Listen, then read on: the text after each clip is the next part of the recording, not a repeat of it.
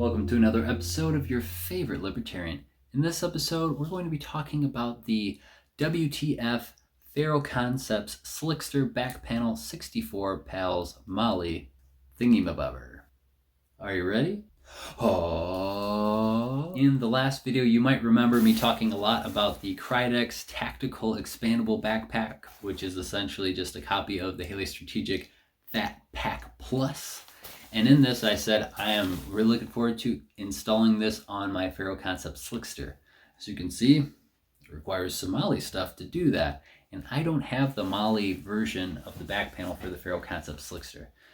At this point, the only way that you can get that back panel is if you get an entire carrier and it's the Molly version. You can no longer buy the Molly back panel separately. I didn't want to do that for a couple of reasons. One, it's going to be a lot more expensive. And two, because you can't get them. They're always out of stock. Enter this thingy.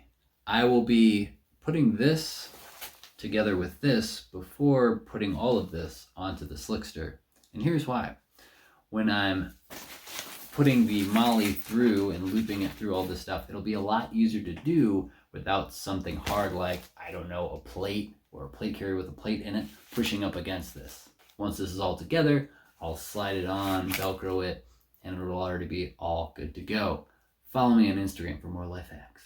Before we loop everything through, I want to give you a detailed overview of what this looks like and how it works.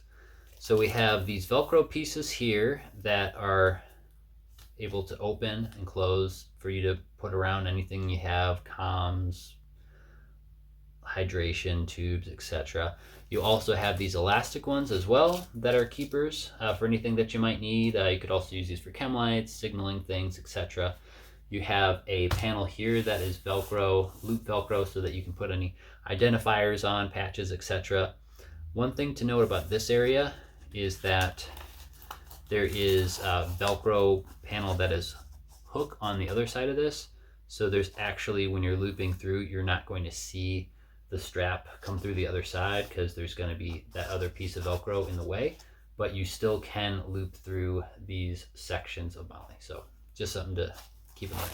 And you also have these slats here, down here, if you need to go wider out for anything that you have that's going to need straps to go through. Then you also have all these cutouts here. The way that this will eventually look is like this, because this piece will go into the plate carrier sleeve for the plate, and this will attach both with this piece here and this soft Velcro here as well. Now on the other side is where it gets kind of interesting. You have Velcro that is all hook Velcro here, here, and here, and then you have on the inside a big Velcro panel, and this is what's going to meet up with the big Velcro panel that is loop on your Slickster. So essentially the way that this is designed to work is you undo the shoulder straps from the back panel, you slide it through, it Velcros to this, it Velcros to the back Velcro below, and then it slides in and it Velcros inside. So this, in theory, should be a super secure method of keeping this on so that anything you attach to it isn't going to be sliding around.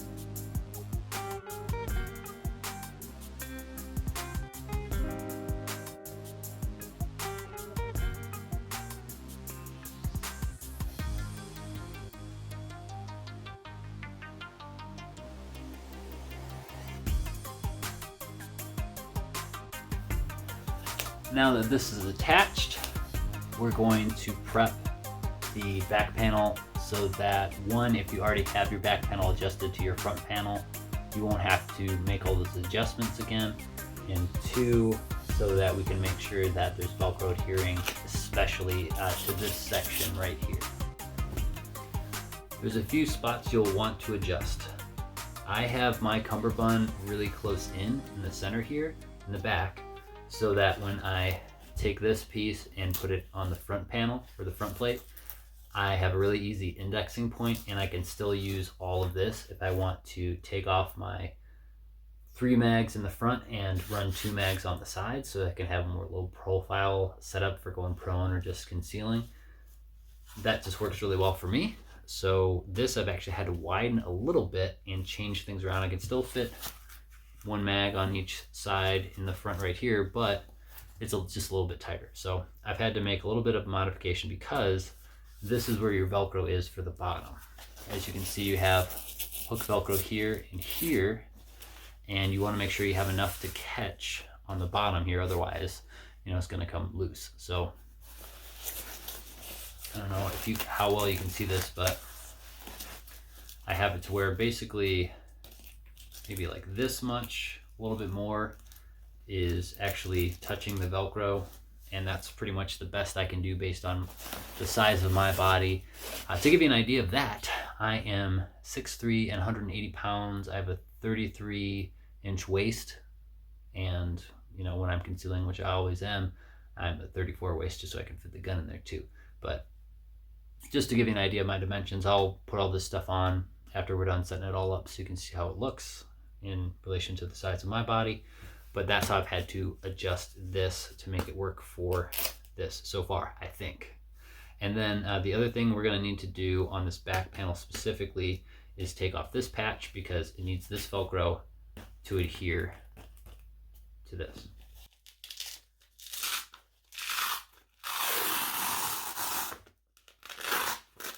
Now we also need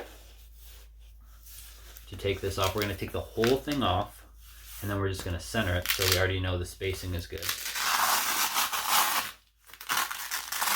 Last thing you want to do is measure how far apart these straps are, so that when you readjust them, they'll be in the exact same spot. And what I'm going to use for that is, you guessed it, a Sharpie. I'm going to draw a line so that I can line these back up once I slide that back piece over it. I've also removed the first spear backer and the shot stop plate.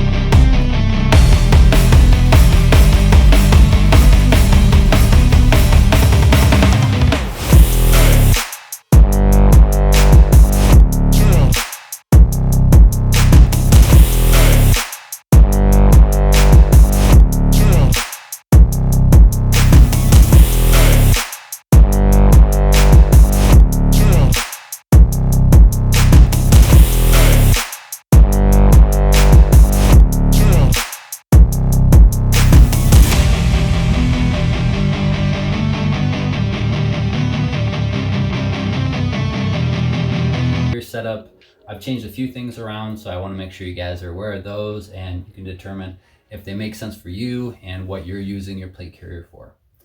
This is the Ferro Concept Slickster. I have a full review on this and also this dangler here, but just real quick, I'll go over it. If you want full pricing, details, where I got it, links, all that stuff, that's in a previous video. But this is going to be medium, Ranger green, and it is, of course, the completely slick one, which is why I have the WTF thing that we already talked about. But this is running the, or I should say I am running the GT2 plates from ShotStop, and then I'm also running the First Spear plate backers behind those.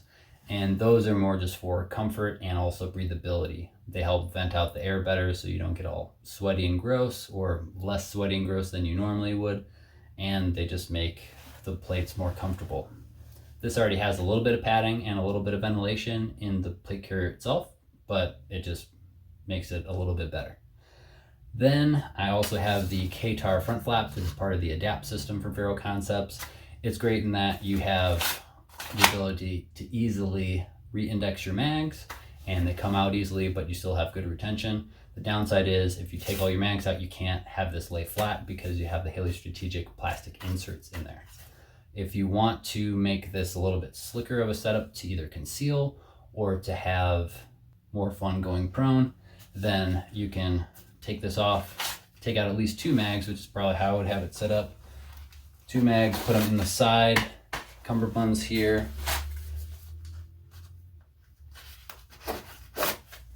And then you can have this pretty much lay flat, and then having some type of jacket on, it's not going to be as noticeable as if you had this front flap still on. Last thing on the setup is going to be the bag. We talked about what's attached to the bag already in this video, so let's talk about the bag a little bit. This is essentially a copy of the Haley Strategic Flat Pack Plus. One of the reasons I wanted to get this was with this setup, if I'm having to adorn this, it's probably going to be a situation where I will need to have some sustainability things on me. So I have medical, I have some miscellaneous stuff, ways of plugging holes, ways of making holes with the magazines and what goes along with that, and ways of stopping holes with the plates.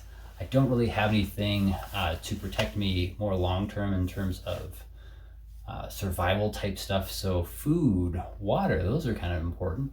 Also some type of shelter, whether that be like a tarp or some type of rain jacket or poncho, and depending on the weather. If it's colder outside, might need some more layers. If it's rainy outside, I might need some waterproof type stuff. And this provides a way of being able to carry that stuff, fire starter, water purification, etc.